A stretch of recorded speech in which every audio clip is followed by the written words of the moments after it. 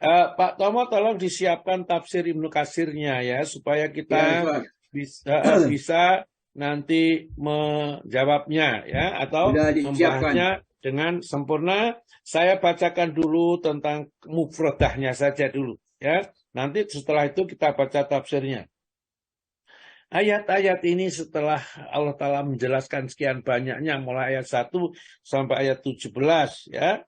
Bahkan orang-orang yang tertipu setan ya, kemudian setan mengajak mereka kafir. Ternyata setelah orang manusia itu jadi kafir seperti setan kafir, setan meninggalkannya. Akhirnya apa? Kedua-duanya nanti akan masuk ke dalam neraka ya seperti disebutkan ayat 17 surat Al-Asr. Nah, pada ayat berikutnya 3 ayat pertama ini yang di dalam surat Ibnu Katsir itu ditafsirkan dulu 18, 19 dan 20 dulu ya.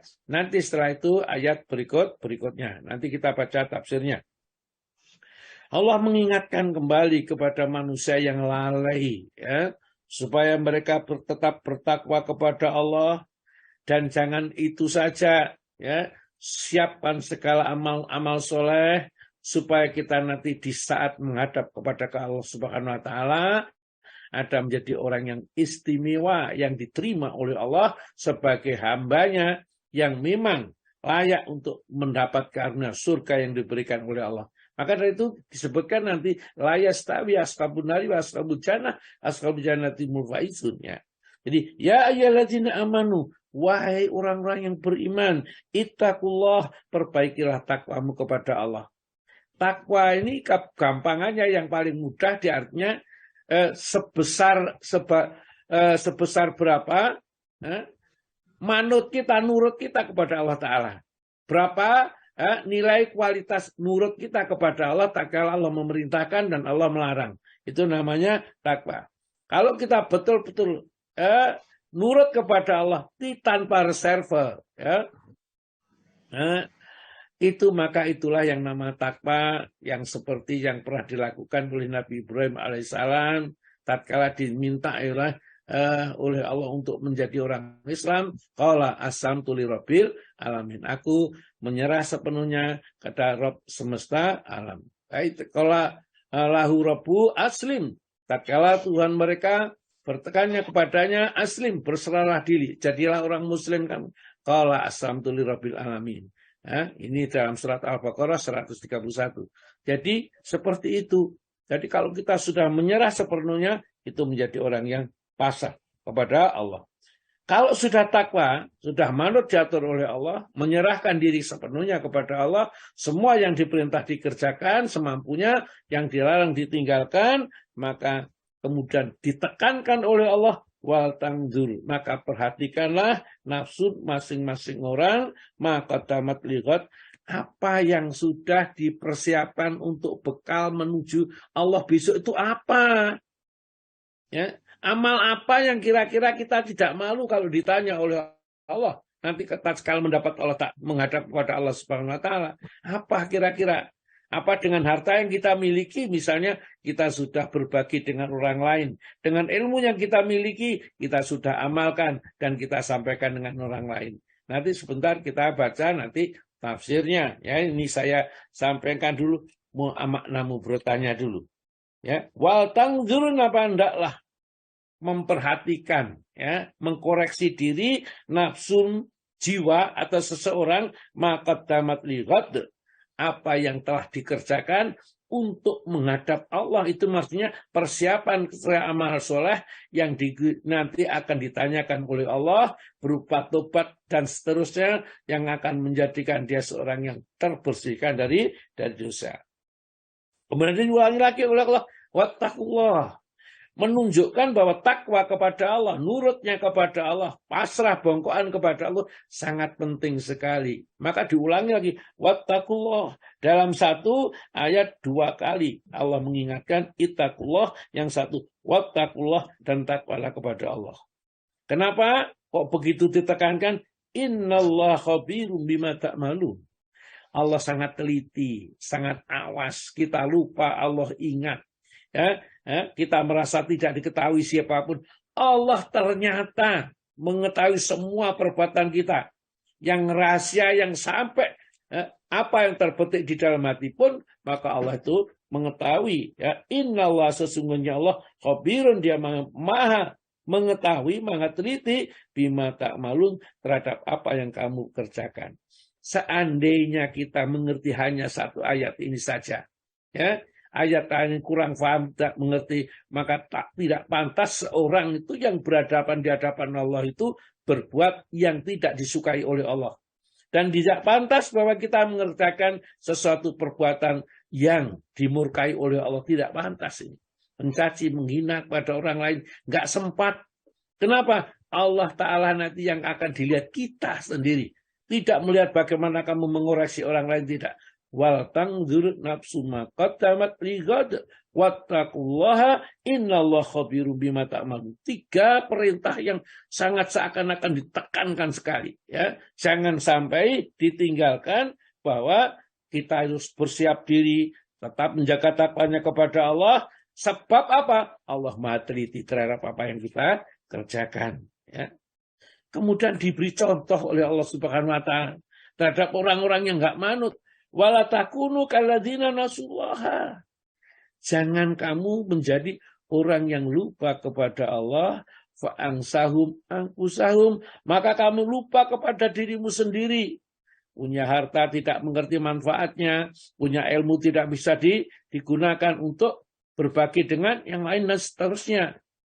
Maka di dalam, ya, surat Munafikun barangkali ini, ya ayyuhalladzina amanu la tulhikum amwalukum wala auladukum an dzikrillah wa ma yaf'al dzalika fa ulaika humul khasirun.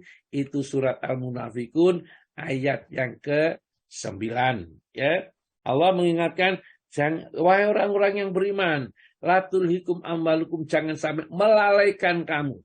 Apa yang melalaikan? Hartamu, wa auladukum, dan anak-anakmu, ang dzikrillah, dari zikir kepada Allah.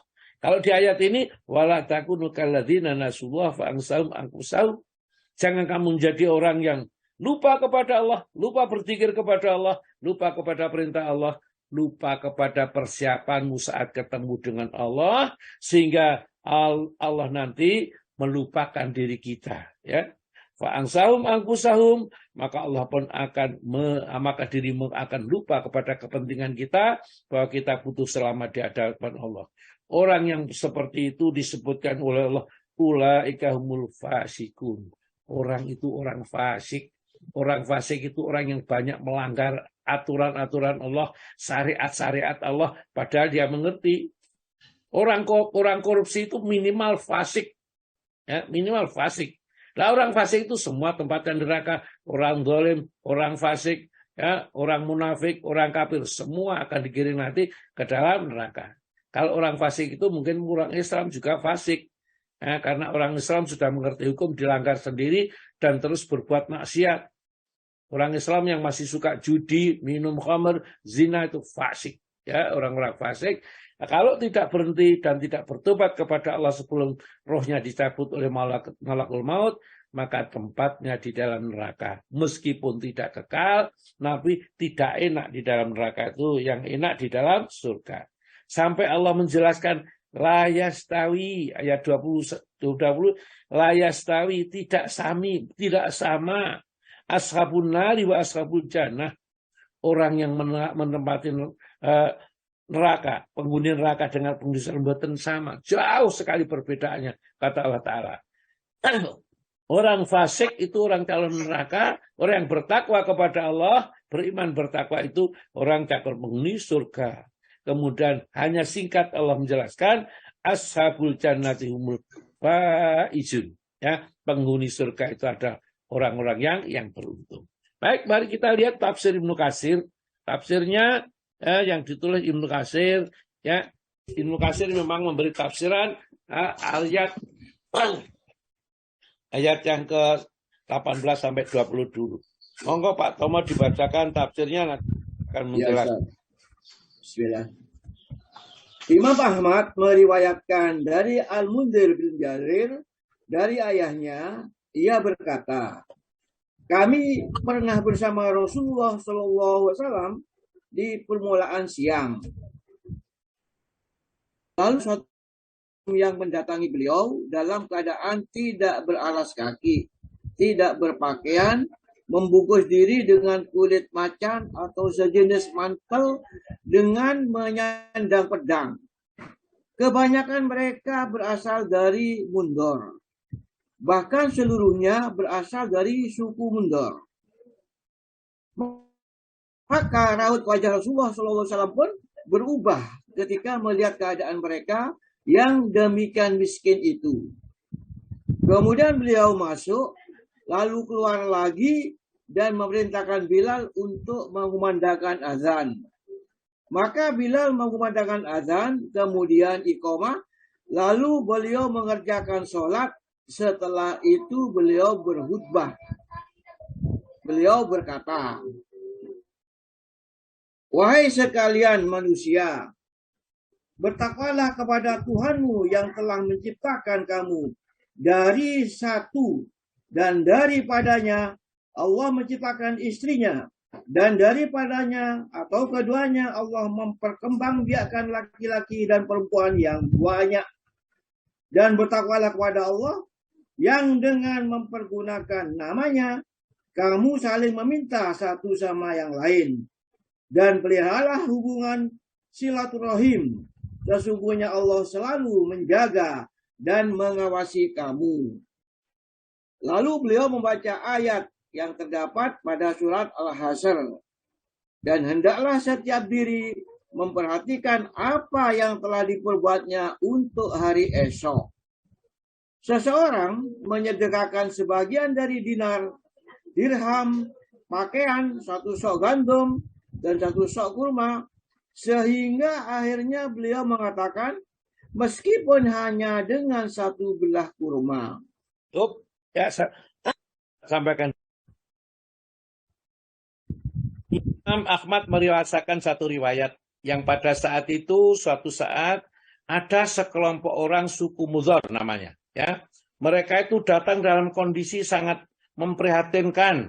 Pakaiannya hanya sekedar yang menempel di dalam dirinya dari kulit macan kalau ini disebutkan. Pokoknya intinya Rasulullah melihat ada sekelompok umat muslim yang lain makan enak, tidur enak, hartanya melimpah ruah, sementara yang lain itu miskin, dibiarkan saja. Ya? Tidak mau peduli kepada saudaranya yang miskin. Oleh karena itu, begitu Rasulullah keluar, melihat di masjid, ada mereka itu, ya, suku Mudhar itu menyandang pedang karena mereka siap jihad di jalan Allah, tapi mereka bukan orang-orang yang kaya, yang mempunyai harta yang cukup, ya, suku Mudhar miskin. Maka wajah Rasulullah pun menjadi memerah, ya, karena rasanya kenapa umat Islam itu tidak mau peduli dengan yang lain itu, ya, sehingga saudaranya kelihatan miskin kok dibiarkan. Maka Rasulullah pun memerintahkan Bilal untuk segera mengumandangkan azan, ya. Jadi tidak begitu ngawur, marah-marah itu Nabi tidak.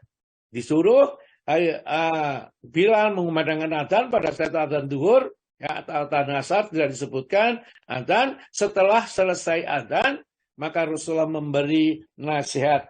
Ya ayuhan nas, taqu rabbakum, hukumul ladzi khalaq kita dan seterusnya, ayat 1 surat An-Nisa ini, ya.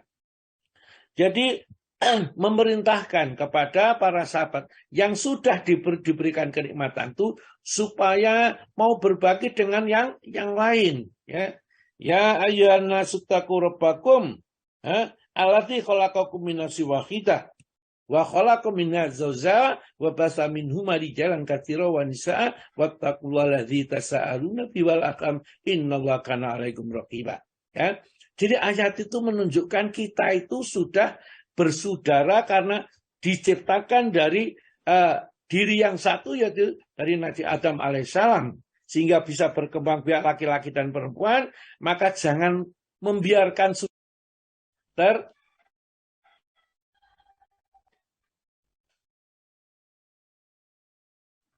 Mati Ustaz, caranya Ustaz. Di mute Ustaz. Itu kok di mute. Ya, baiklah. Ya. Jadi setelah Rasulullah Muhammad SAW ya, selesai sholat, pidato seperti itu supaya mereka itu membantu saudaranya dengan membaca surat Al-Hasyr ayat yang ke-18 ya. Ya ayyuhallazina amanu taqullah wal tanzur nafsum ma qaddamat lighad wattaqullah innallaha khabirum bima ta'malun ya, dengan dijelaskan sejelas-jelasnya sampai ayat yang ke-20 ini dijelaskan oleh Nabi. Maka para sahabat pun tersentuh hatinya melihat itu, baru mereka merasa, iya, kenapa ya kok kami tidak mau memperhatikan orang lain? Kami seakan-akan merasa yang penting saya selamat, saya enak, ya orang lain bukan urusan saya. Kenapa mereka tidak mau bekerja dan lain sebagainya. Oleh karena itulah ya, dengan hadis itu maka tiba-tiba setelah itu para sahabat itu datang semua, ya, pulang ke rumah, ada yang membawa di sini bagian dari dinar, dirham, pakaian, susuk gandum atau kurma dan seterusnya. Apa yang dibawa di rumah dibawa ke masjid untuk berbagi dengan saudaranya. Sampai terjadi tumpukan, ya, tumpukan yang besar di tafsir berikutnya. Kemudian ada seorang dari kaum Ansor yang datang dengan membawa satu kantong, hampir saja tangannya tidak mampu mengangkatnya, bahan makanan atau yang diperlukan pada saat itu. Saking luar biasanya nasihat Nabi itu. Jadi nasihat itu kalau disampaikan ke dalam dari hati para sahabat itu langsung saja, ya, membawa semua. Kepencet lagi Ustaz. Ya, itulah sebabnya Bapak dan Ibu sekalian, ayat ini menjelaskan atau mengajak kepada kita untuk di samping, ya, untuk mempersiapkan diri kita dengan amal-amal itu, amal yang paling baik adalah berbagi dengan orang lain, dengan harta yang kita miliki. Nah, perbuatan baik yang dikerjakan oleh seseorang, tatkala dia memberi contoh yang orang lain, itu nanti yang memberi contoh itu akan mendapatkan pahala, ya, pahala yang banyak sekali sebanyak orang yang mencontoh pada dirinya. Maka hadisnya dibaca sekali Pak Tomo. Teruskan. Ya, Kemudian ada seseorang dari kaum Ansor yang datang membawa satu kantong. Hampir saja telapak tangannya tidak mampu mengangkatnya. Bahkan memang tidak mampu. Lalu orang-orang pun mengikuti. Sehingga aku melihat dua tumpukan dari makanan dan pakaian. Sehingga aku melihat wajah Rasulullah SAW berseri-seri bagaikan disempuh emas. Kemudian beliau bersabda, barang siapa yang memulai suatu sunnah yang baik dalam Islam, maka baginya pahala sunnah yang baik itu dan pahala orang-orang yang melakukannya sesudah dirinya tanpa mengurangi dari pahala itu sedikit pun. Dan barang siapa memulai suatu sunnah yang buruk dalam Islam, maka baginya dosa sunnah yang buruk itu dan dosa orang yang melakukannya tanpa mengurangi dosa mereka sedikit pun. Jadi ini adalah nasihat yang penting di dalam hadis ini. Mangsana fil islami sunatan hasanatan. Barang siapa mentradisikan di dalam Islam itu suatu tradisi sunnah, ya, yang hasanatan, yang baik. Apa maksudnya baik? Sesuai dengan aturan syariat. Jadi sunnah-sunnah yang ditinggalkan seperti tadi, contohnya itu sedekah. Asalnya orang-orang itu tidak mau tahu dengan berbagi dengan orang lain. Maka tatkala ini begitu Nabi menerangkan, ada memberi contoh mereka, membawa makanan, membawa, kalau ada yang punya dinar dibawa dinar, dirham dibawa dirham, sehingga setumpuk makanan dan setumpuk pakaian itu siap untuk dibagikan kepada saudara-saudaranya. Orang yang memberi contoh ini, kemudian ada orang lain yang mencontohnya, maka orang itu akan mendapat pahala tanpa mengurangi pahala orang itu. Maka falahu ajruha, maka bagi dia mendapat pahala, wa ajru man amila biha ba'dahu, dan pahalanya orang yang mengikuti setelahnya. Jadi kalau saya mengajarkan ilmu A misalnya, saya mengamalkan, saya dapat pahala, saya dicontoh oleh orang lain, ya, maka orang lain mendapat pahala seperti pahala saya tanpa mengurangi pahala saya sendiri, ya. kemudian saya mendapat pahala lagi dari saya memberi contoh kebaikan. Demikian juga keburukan. Maka dari itu jangan sampai kita memberi contoh tauladan hal-hal yang dilarang oleh Allah. Karena kalau itu dikembangkan, itu dilestarikan, padahal itu melanggar aturan Allah, melanggar sunatullah, ya, itu kita mendapat siksa atau mendapat dosa sebanyak dosa mereka yang mengikutinya. Seperti orang yang menutup auratnya, dia menggunakan jilbab. Cara menggunakan jilbab yang benar seperti ini dan disosialisasikan, maka orang yang mensosialisasikan itu mendapat pahala dirinya sendiri dan orang yang mencontoh.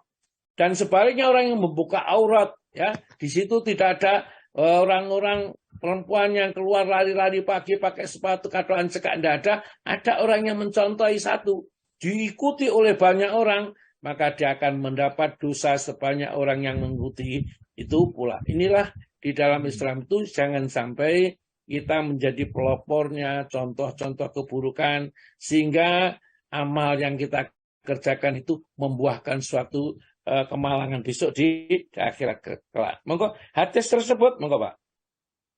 Hadis tersebut diriwayatkan pula oleh Muslim saja tanpa Al-Bukhari melalui penuturan Syu'bah dengan sanad seperti tersebut. Ya, terus.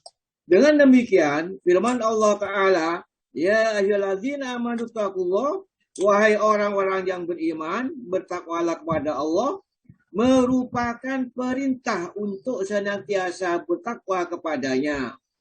Dan itu mencakup pelaksanaan semua perintah-perintahnya dan peninggalan semua larangannya. Iya, jadi takwa itu seberapa jauh kita nurut manut kepada aturan-aturan yang sudah dibuat oleh Allah, syariat-syariat yang dibuat oleh Allah. Ya ayyuhalladzina amanu taqullah, wahai orang yang beriman, ini sudah beriman, masih diperintahkan untuk bertakwa kepada Allah. Artinya tentu ada orang beriman yang masih belum bertakwa kepada Allah, sering melanggar perintah-perintah Allah. Terus, dan firman Allah Subhanahu wa Ta'ala, dan hendaklah setiap diri memperhatikan apa yang telah diperbuatnya untuk hari esok. Maksudnya, hisaplah diri kalian sebelum dihisap oleh Allah. Dan lihatlah apa yang telah kalian tabung untuk diri kalian sendiri berupa amal soleh untuk hari kemudian dan pada saat bertemu dengan Rabb kalian. Dan bertakwalah kepada Allah merupakan penegasan kedua. Sesungguhnya Allah Maha mengetahui apa yang kamu kerjakan. Maksudnya, ketahuilah bahwa sesungguhnya Allah mengetahui seluruh perbuatan dan keadaan kalian. Tidak ada sedikit pun yang tersembunyi darinya, baik perkara kecil maupun besar. Dan firman Allah Subhanahu wa Ta'ala, dan janganlah kamu seperti orang-orang yang lupa kepada Allah, lalu Allah menjadikan mereka lupa kepada diri mereka sendiri.